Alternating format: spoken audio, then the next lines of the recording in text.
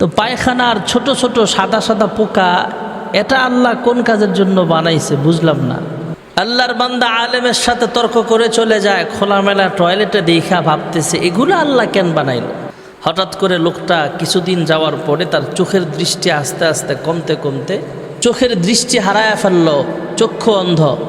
আল্লাহর বান্দা চিন্তা করলেন, কিরে আমি চিকিৎসা করব কোথায়? পয়সাওয়ালা মানুষ, যদিও অমুসলিম, বিভিন্ন এলাকায় চিকিৎসা করছে, ফায়দা হলো না, চোখের দৃষ্টি ফিরে পায় নাই। হঠাৎ একজন মুসলমান গরিব মানুষ ডাক দিয়া কয়, হ্যাঁ ভাই, অমুক এলাকায় একজন ইমাম সাহেব আছে, মুসলমান কবিরাজ আছে, যিনি চক্ষু রোগের ঔষধ দেয়, তুমি যাও না, ওখানে যায় চিকিৎসা করো। যদিও হিন্দু, চোখের দৃষ্টি তার ফিরে পেতে হবে, তাই মুসলমান কবিরাজের কাছে রওনা হয়ে গেছে। ঠিকানা অনুযায়ী গন্তব্য পৌঁছাবার পর ওনাকে ফুল কোর্স ঔষধ দিয়া দিলেন। এতদিন পর্যন্ত তুমি ওষুধটা খাইবা, ব্যবহার করবা। ফুল কোর্স ঔষধ শেষ হতে না হতে আল্লাহ তাআলা তার চোখের দৃষ্টি আবার পুনরায় ফিরাইয়া দিছেন। সুবহানাল্লাহি ওয়া বিহামদিহি সুবহানাল্লাহিল আযীম। এবার লোকটা মুসলমান কবিরাজের কাছে আবার গেলেন, ডাক দিয়া বলে, হ্যাঁ মুসলমান কবিরাজ, আমি আন্তর্জাতিক মানসম্মত বিভিন্ন ডাক্তারদের দ্বারা চিকিৎসা করলাম, বিভিন্ন এলাকার বড় বড় ডাক্তারদের দিয়ে আমার চক্ষু রোগের চিকিৎসা করলাম, আমার চোখের দৃষ্টি ফিরে পাইলাম না, উন্নতি হলো না চিকিৎসার কোনো, আমার রোগ ভালো হলো না, চোখের দৃষ্টি আমি ফেরত পাই নাই। হ্যাঁ মুসলমান কবিরাজ, এমন কোন ফর্মুলায় ঔষধ বানাইছেন যে ফর্মুলায় ঔষধ বানাইবার পরে এই ঔষধ ফুল কোর্স শেষ না হতেই আল্লাহ তাআলা আমার চোখের দৃষ্টি আবার ফিরাইয়া দিয়েছেন? মুসলমান কবিরাজ ডাক দেয়া বলে, হ্যাঁ ভাই শোনো, তোমার চোখের দৃষ্টি ফিরে পাইছো নি? কয় হ্যাঁ, তোমার চোখের দৃষ্টি ফিরে পাইছো, এতটুকুই যথেষ্ট, এতটুকুই আলহামদুলিল্লাহ। তবে কোন মেডিসিন দিয়া কোন ফর্মুলায় ঔষধ বানাইছি সেটা জানার তোমার কোনো প্রয়োজন নাই। যেই লোকটা অন্ধ ছিল, রুগী ডাক দিয়া কয়, হ্যাঁ মুসলমান কবিরাজ, কোন ফর্মুলা দিয়া ঔষধ বানাইছেন আমার জানার বড় প্রয়োজন, কারণ আমি দেশের বিভিন্ন ডাক্তার দ্বারা চিকিৎসা করাইলাম, আন্তর্জাতিক মানসম্মত ডাক্তার দিয়েও চিকিৎসা করাইলাম, আমার কোনো উন্নতি হলো না। আপনি একজন সাধারণ মুসলমান, সাধারণ একজন ইমাম সাহেব, আপনি একজন সাধারণ মানুষ, একজন কবিরাজ, আপনি কোন ফর্মুলায় ঔষধ বানাইছেন আমার জানা লাগবে। মুসলমান কবিরাজ ডাক দেওয়া কয়, হ্যাঁ ভাই, আমি কোন ফর্মুলায় কোন মেডিসিন দিয়ে ঔষধ বানাইছি সেটা যদি তোমাকে জানাই তাহলে তুমি আমাকে ঘৃণা করবা। হিন্দু বেচারা ডাক দিয়া কয়, হ্যাঁ মুসলমান কবিরাজ, আমি আপনাকে একটু ঘৃণা করব না, কোন ফর্মুলায় ঔষধ বানাইছেন আমাকে জানায়া দেন। মুসলমান কবিরাজ ডাক দিয়া কয়, হ্যাঁ ভাই শোনো, বিভিন্ন গাছের পাতা লতা মূল ফর্মুলা দিয়া তোমাকে ঔষধ বানায়া দিলাম, আর এই ঔষধের ভিতরে সবচাইতে কার্যকরী যে মেডিসিন ছিল সেটা হলো পায়খানার ছোট্ট ছোট্ট সাদা সাদা পোকা। এই কথা শোনা মাত্র হিন্দু ডাক দেয়া কয়, হ্যাঁ মুসলমান কবিরাজ, আমি বুঝতে পারছি। বলে, কি বুঝতে পারছো? কয়, আমি অনেক দিন পূর্বে উলামায়ে কেরামদের জবান থেকে শুনেছিলাম, হুয়াল্লাযী খালাকা লাকুম মা ফিল আরদি জামিআ, জমিনের সব নাজ নেয়ামত আল্লাহ আমাদের জন্য আল্লাহ তাআলা বরাদ্দ রাখছেন। যত মাখলুকাত বানাইছে, কোনোটা ডাইরেক্ট, কোনোটা ইনডাইরেক্ট, আল্লাহ রাব্বুল আলামিন কোনো না কোনোভাবে মানুষের খেদমতের জন্য মাখলুকাত সৃষ্টি করেছেন। বেহুদা আল্লাহ তাআলা কোনো মাখলুক বানাই নাই। এই কথা শোনার পর আমি আলেম সাহেবকে যা বললাম, আপনার কথা যদি সত্য প্রমাণিত হয় তাহলে পায়খানার ছোট্ট ছোট্ট পোকা আল্লাহ তাআলা কেন বানাইছে? খোলামেলা টয়লেটে বইসা ভাবলাম, আলেম বলতেছে সব কিছু আল্লাহ মানুষের খেদমতের জন্য বানাইছেন। তবে আজকে খোলামেলা টয়লেটের ভিতরে যে বসলাম, এখানে ছোট ছোট সাদা সাদা কীট দেখা যায়, পোকা দেখা যায়। এইগুলা আল্লাহ রাব্বুল আলামিন মানুষের কোন খেদমতের জন্য বানাইছেন আমার বুঝতে পারি নাই, আমার বুঝে ধরছিল না। তাই আল্লাহ রাব্বুল আলামিন যেহেতু দৃষ্টি শক্তির মালিক আল্লাহ, চক্ষু দিয়েছেন মহান আল্লাহ রাব্বুল আলামিন, চোখের দৃষ্টিটাও আল্লাহ তাআলা কেড়ে নিলেন। আবার এই পায়খানার ছোট ছোট পোকার মাধ্যমে, এই মেডিসিন, এই ফর্মুলার ঔষধ এর মাধ্যমে মহান আল্লাহ রাব্বুল আলামিন আমার চোখের দৃষ্টি আবার পুনরায় ভালো করে দিয়েছেন। হে মুসলমান কবিরাজ শোনেন, আমার বুঝতে আর বাকি নেই। মহান আল্লাহ রাব্বুল আলামিন জমিনের সব নাজ নেয়ামত আল্লাহ তাআলা মানুষের খেদমতের জন্য বানাইছেন। যেহেতু পায়খানার ছোট্ট ছোট্ট কীটগুলো মহান আল্লাহ রাব্বুল আলামিন মানুষের খেদমতের জন্য বানাইছেন, অতএব আর আমি বেঈমান থাকতে চাই না। আল্লাহ সব বানাইছেন মানুষের খেদমতের জন্য, আর এই মানুষ বানাইছেন আল্লাহর গোলামি করার জন্য। এই বেচারা সঙ্গে সঙ্গে কালিমা পড়ে মুসলমান হয়ে যায়। আমরা বুঝি আর না বুঝি, আল্লাহ তাআলা জমিনের সব মাখলুকাত কোনো না কোনো দিক থেকে মানুষের খেদমতের জন্য আল্লাহ তাআলা বানাইছেন। আল্লাহর এক বান্দা রাস্তা দিয়ে যায়, পথ চলতে চলতে চলতে চলতে হঠাৎ দেখতে পাইলেন বিষাক্ত একটা বিচ্ছু শুধু দৌড়ায় আর দৌড়ায়। বিষাক্ত বিচ্ছুটা দৌড়াচ্ছিলেন, তখন আল্লাহর ওয়ালি বিচ্ছুর গতি দেখা তিনিও পিছনে পিছনে দৌড়ায়। বিচ্ছুটা কোথায় যায়, এই বিচ্ছু কোন দিকে রওনা হয়েছে, কি তার মিশন, এত বড় বিচ্ছুটা দেখা যায়, তবে দৌড় বাইরে কোথায় যায় আমাকে দেখা লাগবে। একটু পিছনে পিছনে থাইকা থাইকা বিচ্ছুর পিছনে পিছনে আল্লাহর ওলিও দৌড়ায়। উনি বিচ্ছুর পিছনে পিছনে যাইতে যাইতে হঠাৎ করে অবাক হয়ে গেলেন নদীর কিনারায় দাঁড়ায়। বিচ্ছুরা নদীর কিনারায় দাঁড়ায় আছে। এর আগেই নদীর ঢেউয়ের মাঝে বাড়ি খাইতে খাইতে একটা কচুরি ফেনা এসে নদীর কিনারায় ভিড়ে আছে। নদীর ধারে যায়, সঙ্গে সঙ্গে বিচ্ছুটা কচুরি ফেনার উপরে উঠা যায়। এবার কচুরি ফেনাটা আবার ঢেউয়ের সাথে পানির স্রোতে ভাসতে ভাসতে নদীর ওই প্রান্তে চলিয়া যায়। আমি আরো আশ্চর্য হয়ে গেলাম। আল্লাহওয়ালা বলতেছেন, আমি আরো আশ্চর্য হয়ে গেলাম, কি ব্যাপার, আমাদের নৌকায়, মানুষ বহনকারী নৌকায় যদি বিচ্ছুটা উঠতে চায় তাহলে মানুষ পিটায়া বিচ্ছুটাকে হত্যা করে ফেলবে, মেরে ফেলবে। মানুষ বহনকারী নৌকার মধ্যে বিচ্ছুটার উঠার কোনো প্রয়োজন নাই। মহান আল্লাহ রাব্বুল আলামিন বিচ্ছুর জন্য নৌকার ব্যবস্থা করে দিয়েছেন। আমাদের জন্য যেমন কাঠের নৌকার ব্যবস্থা করেছেন, আর এই বিচ্ছুটার জন্য মহান আল্লাহ তাআলা কচুরি ফেনাটাকে আল্লাহ তাআলা নৌকা বানায় দিছে। উনিও নৌকা ভাড়া করে নদী পার হলেন, বিচ্ছুটাও কচুরি ফেনার উপরে ভর দিলেন। কচুরি ফেনাটা ভাসতে ভাসতে নদীর ওই পারে যায়। আল্লাহর বান্দাও নদীর ওই পারে চলে গেলেন।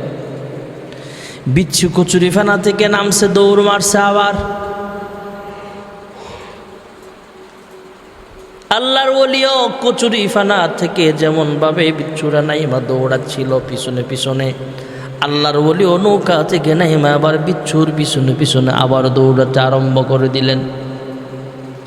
কিছু দূর যাওয়ার পর টের পাইলেন কি ব্যাপার, অনেক দূরে দেখা যায় একটা গাছের ছায়া দেখা যায়।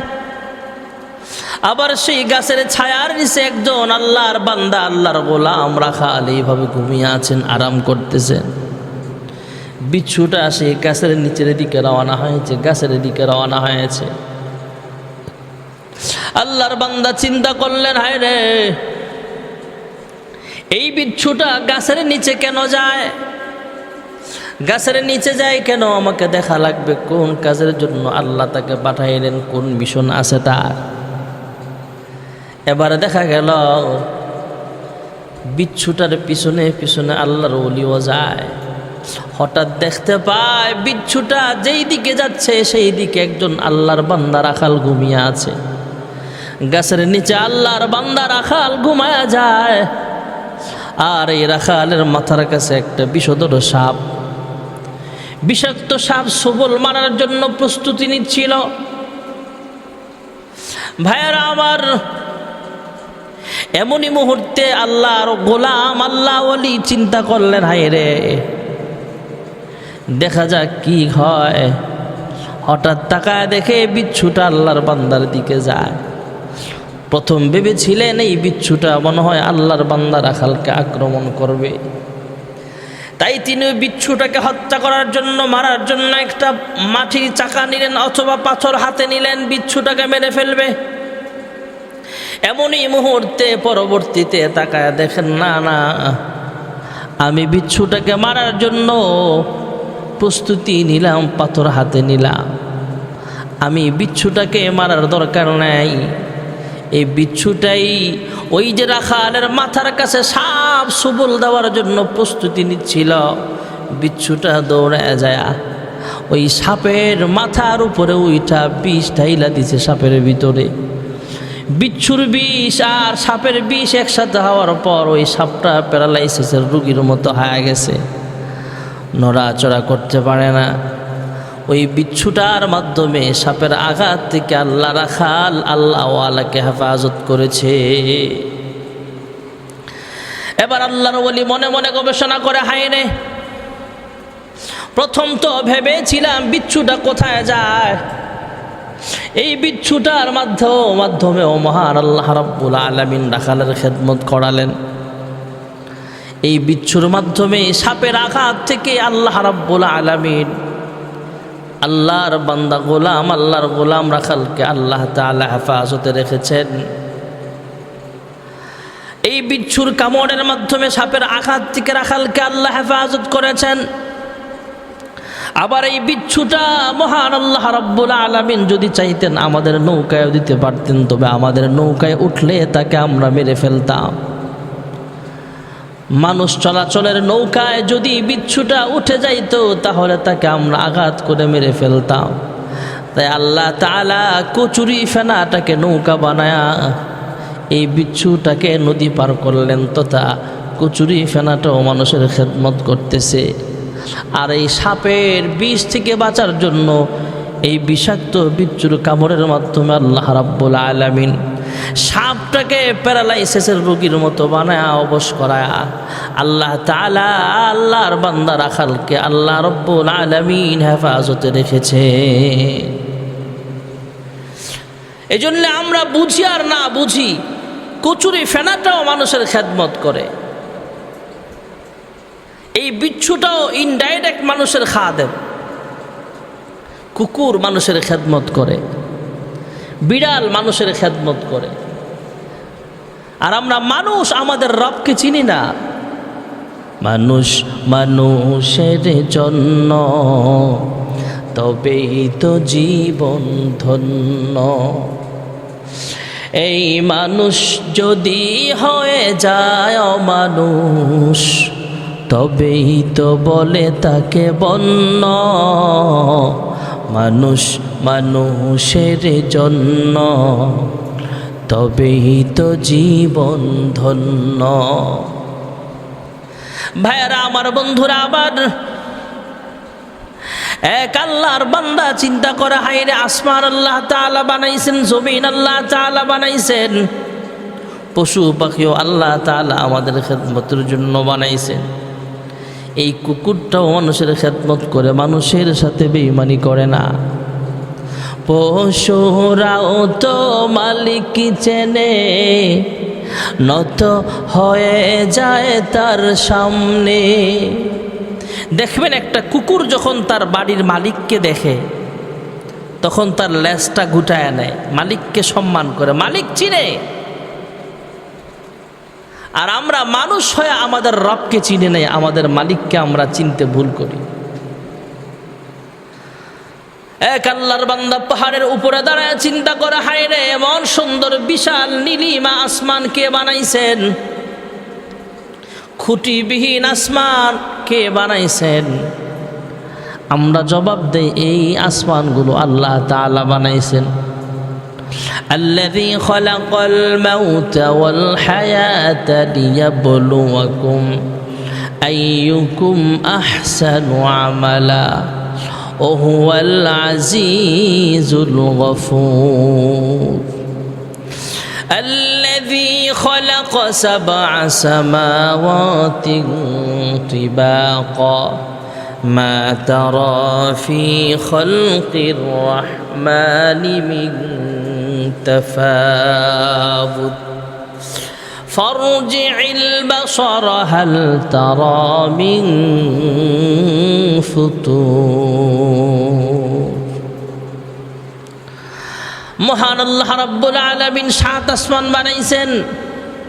ওই আল্লাহর বান্দা চিন্তা করে, আসমান কে বানাইলো, জমিন কে বানাইলো, এমন সুন্দর পাহাড় কে বানাইছে? হে মানুষ, আপনার আমার চেহারা দেখতে কত সুন্দর, আসমান দেখতে কত সুন্দর, জমিন দেখতে কত সুন্দর, পাহাড় দেখতে কত সুন্দর। হে মানুষ, আপনার আমার চেহারা দেখতে কত সুন্দর, না জানি আমার মাওলা দেখতে জানি কত সুন্দর। তোমার সৃষ্টি যদি হয় এত সুন্দর, না জানি মাওলা তুমি কত সুন্দর। আল্লাহ রাব্বুল আলামিন সব কিছুর মালিক। এক বেঈমান খ্রিস্টান চিন্তা করে, বড় বৈজ্ঞানিক মানুষ চিন্তা করে, হায় রে, ব্রেন খাটায় আমরা মোবাইল আবিষ্কার করলাম, মোবাইল বানাইলাম। এই ব্রেন খাটায় আমরা কম্পিউটার বানাইলাম, ক্যামেরা বানাইলাম। এই ব্রেন খাটায় আমরা রোবট বানাইলাম, কত কিছু আবিষ্কার করলাম। এই ব্রেন খাটায় আমরা ঘড়ি বানাইলাম, মোবাইল বানাইলাম, কম্পিউটার বানাইলাম। আয় আল্লাহ, অবশ্যই আমাদের এই ব্রেন বানানোওয়ালাও একজন আছে, তিনি হলেন আমাদের আল্লাহ। একজন বেঈমান গবেষণা করে, হায় রে, ব্রেন খাটায় আমরা মোবাইল বানাইলাম, ক্যামেরা বানাইলাম, কম্পিউটার বানাইলাম, রোবট বানাইলাম, বিমান আবিষ্কার করলাম। এই ব্রেন বানানোওয়ালা অবশ্যই একজন আছেন, তিনি হলেন আমাদের আল্লাহ। আল্লাহু লা ইলাহা ইল্লা হুয়াল হাইয়ুল কাইয়্যুম। আল্লাহ রাব্বুল আলামিন আমাদের সৃষ্টিকর্তা, আল্লাহ আমাদের খালেক। আমরা ঘুমাই, কিন্তু মহান আল্লাহ তাআলা কিন্তু ঘুমায় না। আল্লাহ তাআলা বলে, বান্দা, আমি আল্লাহ ঘুমের মুখাফিক কিনা? তোমাদের জন্য 24 ঘন্টা আরামের ব্যবস্থা আমি আল্লাহ করিয়া দিই। মুসা পয়গম্বর আলাইহিস সালাতু ওয়াস সালাম মহান আল্লাহ তাআলার দরবারে ডাক দেয়া কয়, হে মালিক, আমরা মানুষ কয়েকদিন না ঘুমাইলে অসুস্থ হয়ে যায়, আর আপনি আল্লাহ নাকি ঘুমান না, কি হয়েছে আপনার একটু বলবেন কি? আল্লাহ তাআলা ডাক দিয়া শোনায়া দিলেন, লা তাখুযুহু সিনাতু ওয়ালা নাওম। আল্লাহ রাব্বুল আলামিন ঘুমায় না, তন্দ্রাও যায় না। মুসা নবী জিজ্ঞেস করে, হে মালিক, আপনি ঘুমান না কেন? ঘুমাইলে কি অসুবিধা, না ঘুমাইলে কি সুবিধা? আল্লাহ ডাক দিয়া কয়, হে মুসা পয়গম্বর, আমি আল্লাহ ঘুমাই না, আমার বান্দা বান্দির 24 ঘন্টার পাহারাদারির ব্যবস্থা করে দেই। মুসা নবী জিজ্ঞেস করে, হে মালিক, আমরা তো কয়েকদিন না ঘুমাইলে অসুস্থ হয়ে যায়, আপনি না ঘুমায় কেমনে থাকেন? আল্লাহ, আপনি কি না ঘুমায় অসুস্থ হন না? আল্লাহ ডাক দেয়া কয়, আমি আল্লাহ ঘুমের মুখাফিক্ষি নয়। আল্লাহ রাব্বুল আলামিন জানায়া দিলেন, মূসা, আমি আল্লাহ ঘুমাই না, আমার বান্দা বান্দির আরামের ব্যবস্থা করিয়া দেই। হযরতে মূসা পয়গম্বর জিজ্ঞেস করে, হ্যাঁ মালিক, আপনি ঘুমাইলে কি অসুবিধা, একটু বুঝাবেন কি? আল্লাহ ডাক দেয়া কয়, আমি আল্লাহ ঘুমাই না, এতটুকুই বুঝো। মূসা নবী বারবার রিকোয়েস্ট করার পরে আল্লাহ তাআলা মূসা নবীকে ডাক দেয়া কয়, হে মূসা পয়গম্বর, হে মূসা পয়গম্বর, তুমি একটা কাঁচের গ্লাস, পানি ভর্তি গ্লাস নিয়ে তুমি দণ্ডায়মান হও, দাঁড়ায় থাকো। মূসা নবী কাঁচের গ্লাস, পানি ভর্তি কাঁচের গ্লাস নিয়ে দাঁড়ায় রইলেন। আল্লাহ একটু ঘুম ঢাইলা দিলেন চোখের মধ্যে। ঘুম আসার কারণে মূসা আলাইহিস সালাতু ওয়াস সালামের দিলটা শান্ত হয়ে যায়, তথা ঘুম একটা নেয়ামত। ঘুম আসছে ঠিক আছে, দাঁড়ায়া দাঁড়ায়া ঘুমাচ্ছেন, তবে হাতের মধ্যে একটা গ্লাস ছিল। ঘুম আসার কারণে হাত থেকে পইড়া নিচে পইড়া টুকরা টুকরা হয়ে যায়। মহান আল্লাহ তাআলা কুদরতি আওয়াজ দিয়া জানতে চায়, হ্যাঁ মূসা কালিমুল্লাহ, তোমার হাতের গ্লাসটা এই মুহূর্তে কোথায়? আয় আল্লাহ, ঘুম আসার কারণে আমার হাত থেকে ফুসকে পইড়া দুনিয়া থেকে বিদায় হয়ে গেছে, তথা গ্লাসটা ভেঙ্গে টুকরা টুকরা হয়ে গেছে। মূসা নবী ডাক দেয়া কয়, এবার শোনো। মূসা নবী আল্লাহ তাআলার কাছে বলে, হ্যাঁ মালিক, ঘুম আসার কারণেই তো আমার হাত থেকে গ্লাসটা পড়ে টুকরা টুকরা হয়ে গেল। আল্লাহ ডাক দেয়া কয়, মূসা রে, ঘুম আসার কারণে হাতের গ্লাসটা পর্যন্ত ধরে রাখতে পারো নাই। হ্যাঁ মূসা, আমি আল্লাহর হাতে শুধু একটা কাঁচের গ্লাস নয়, আমি আল্লাহ তাআলার কুদরতি হাতে 7 আসমান পরিচালিত হয়। আমি আল্লাহর কুদরতি হাতে 7 আসমান 7 জমিন পরিচালিত হয়। ঘুম আসার কারণে কিছু সময় 1 মিনিট 2 মিনিট তুমি রাগ করে থাকতে পারো নাই। মূসা পয়গম্বর, আমি আল্লাহ যদি ঘুমায়া যাই, আমার বান্দা বান্দির অসুবিধা হবে। আল্লাহ কি অসুবিধা? হ্যাঁ মূসা, আমি আল্লাহ তোমাকে একটু ঘুম ঢাইলা দিলাম, তোমার হাতের গ্লাস তুমি ধরে রাখতে পারো নাই। মূসা পয়গম্বর, আমি আল্লাহ যদি ঘুমায় যায়, আমি আল্লাহ ঘুমায় গেলে 7 আসমান টুকরা টুকরা হয়ে যাবে, 7 জমিন টুকরা টুকরা হয়ে যাবে, পৃথিবীর সব এলোমেলো হয়ে যাবে, ধ্বংস হয়ে যাবে। আমি আল্লাহ ঘুমাই না, আমার বান্দা বান্দির 24 ঘন্টা নিরাপত্তার ব্যবস্থা করিয়া দেই। হ্যাঁ মূসা পয়গম্বর, আমি আল্লাহ যদি ঘুমায়া যাই, দুনিয়ার চেয়ারম্যান ঘুমায়, দুনিয়ার মেম্বার ঘুমায়, এমপি ঘুমায়, মন্ত্রী ঘুমায়, আমি আল্লাহ যদি ঘুমায়া যায়, গভীর রজনীতে আমার কোনো বান্দা বান্দি যখন আমি আল্লাহকে আল্লাহ বলে চিৎকার করে ডাক দেবে, আল্লাহ বিপদে পড়ে গেছি, তুমি আল্লাহ আমাকে মাফ করে দাও, তুমি ছাড়া কারি কাছে আবেদন, তুমি বিনে কে বুঝিবে মনেরই বেদন। আয় আল্লাহ, নিশি রজনীতে সবাই ঘুমায়, আমি কিন্তু ঘুমাই নাই। আয় আল্লাহ, আমার স্ত্রী সন্তান আরামে ঘুমায়, জঙ্গলের মাখলুকাতগুলো পর্যন্ত ঘুমায় গেছে। আমি আমার জীবনের গুনাহের তওবা করতেছি, তুমি আল্লাহ আমাকে মাফ করে দাও। মূসা নবী ডাক দিয়া কয়, আল্লাহ তাআলা মূসা নবীকে ডাক দিয়া কয়, হ্যাঁ মূসা, আমার বান্দা বান্দি যখন গভীর রজনীতে আমি আল্লাহর কাছে মাফ চাইবে, আমি আল্লাহ যদি ঘুমায়া যাই, আমার বান্দা বান্দির ডাকের সাড়া দিবে কে? আমি আল্লাহ ঘুমাই না, আমার বান্দার জিন্দেগির সব গুনাহ খাতাগুলো মাফ করে দেই।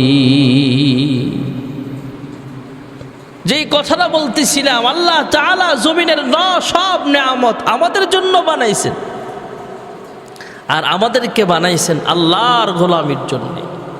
মহান আল্লাহ রাব্বুল আলামিন আমাদের সকলকে আল্লাহর গোলাম হয়ে কবরে যাওয়ার তৌফিক দান করুন, আমিন।